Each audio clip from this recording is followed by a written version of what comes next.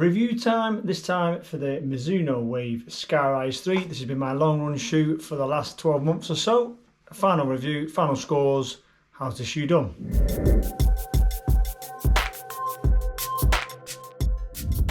So yeah, all my shoes are now coming towards the end of their lifespan. I've just dropped a new rotation. I'm starting to do the first runs in those new shoes over the next few weeks. I'm going to start to phase them in and phase these older ones out now. I said most of my shoes now, my daily trainer, my easy run shoe and now my long run shoe have all surpassed the 450 miles, 720k. So yeah, not many more miles or k's left in them. I'm going to start retiring them very shortly. And today is the Mizuno Wave Skyrise 3, my first ever Mizuno.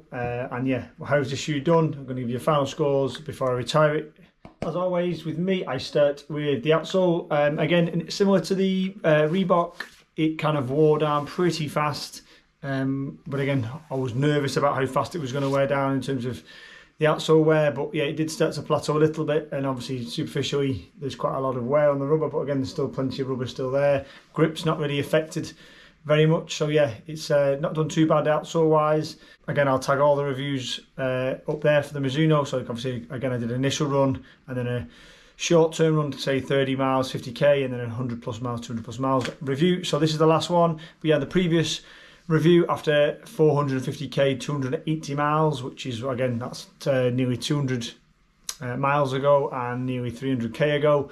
I gave it a 7.5 for the outsole. I'm just going to drop that down just to a 7, just in terms of the grip was a little bit lacking in wet conditions. Obviously, once the kind of detailing had gone and the patterns had gone from the rubber, it obviously became just a smooth bit of rubber. It's not a bad rubber, but it's quite a hard compound, and therefore isn't the grippiest. So in wet conditions, it got a bit slippy, which is why I knocked it down a little bit, just half a point from 7.5 to 7 for the previous review. For the outsole, just because it wore down a little bit quick and the grip did go a little bit. And again, there's only strategic rubber. There is kind of a bit of wear in the midsole, which again is only aesthetic, but again, isn't always ideal. Moving on to the midsole, big old stack of it, and yeah, dual density. So this back bit is obviously a slightly firmer compound, and then this white one is a slightly softer compound.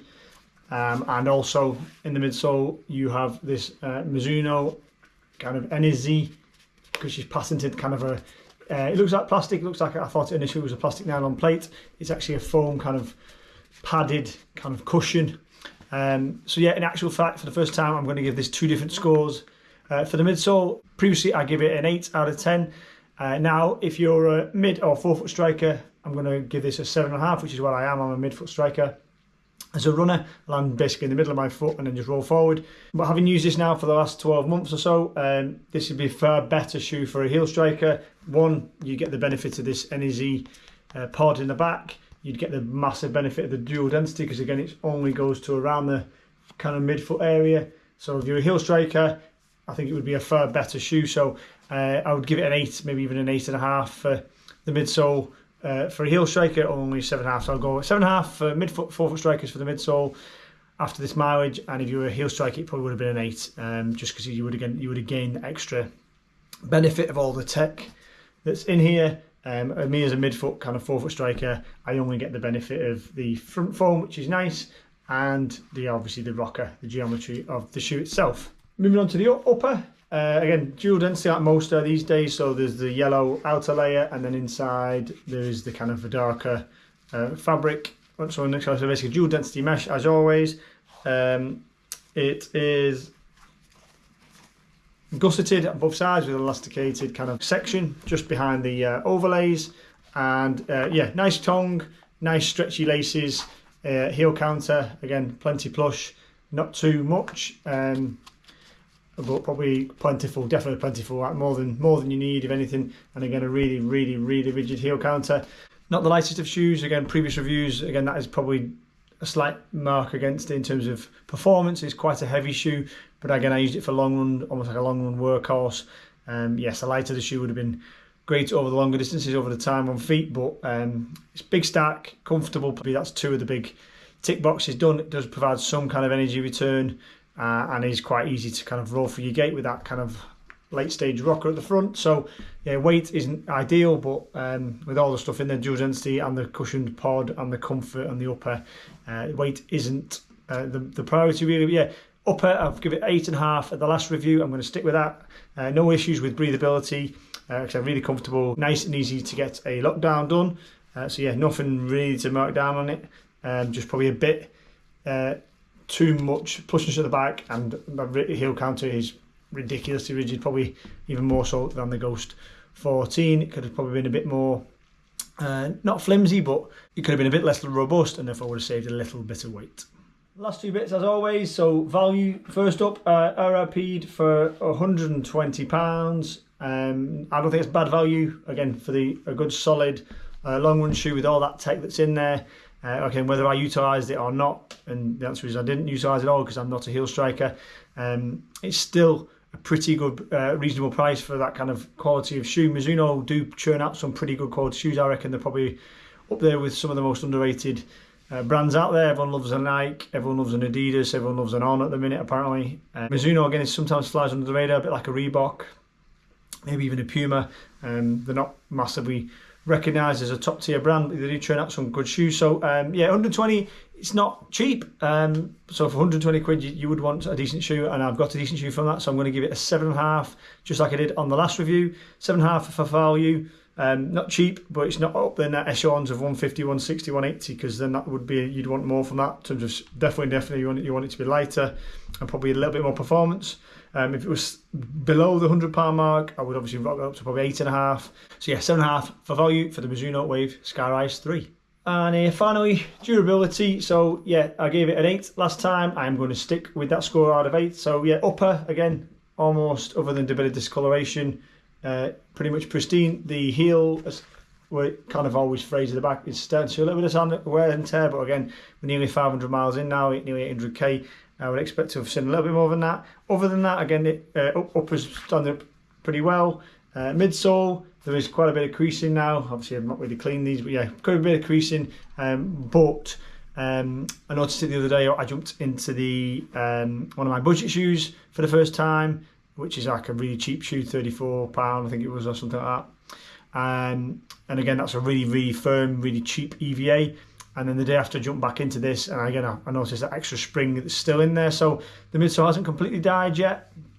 There is still some life in there. It's coming towards the end, and I will be retiring it soon. And then mainly the outsole is the one where you're showing the wear and tear. But again, like I mentioned at the start, it's mainly aesthetic. The grip isn't great in wet conditions, but in any other conditions, the grip is absolutely fine. So I'm going to give it an 8 out of 10 for durability, sticking with that score. Like I say, it's definitely going to get to 500 miles. It could probably do maybe another extra 50 or 100 on top of that, which is all you expect from a shoe, really. You can't really grumble. So yeah, 8 out of 10 for durability.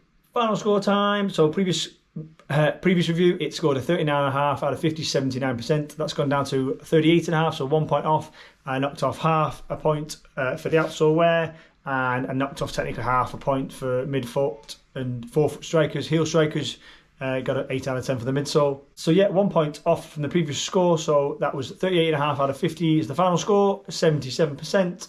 I said a good, solid workhorse long run trainer. I got this again, as I always do with all my shoes, as a bit of a bargain. I think I paid 55 quid for this, so what's that, 60% off nearly. So yeah, bit of a bargain. But yeah, it's exactly what I want it to be. A good, solid, long run workhorse. Like I say, it's not particularly speedy, it's not performance, and I wouldn't use this for like a race of any sort. It's just my grab if I'm doing anything over 10 miles, 16k, anything over that. So half marathon, even longer runs, especially for marathon training. I grabbed this last year and did a lot of my long runs in this, and again, just ticks you along. Rocker does help towards the end when you start to get leg fatigue and heavy legged. The responsiveness is there. It's not like propulsive in terms of a super shoe, but there is a bit of spring in there, just helps you to pop along.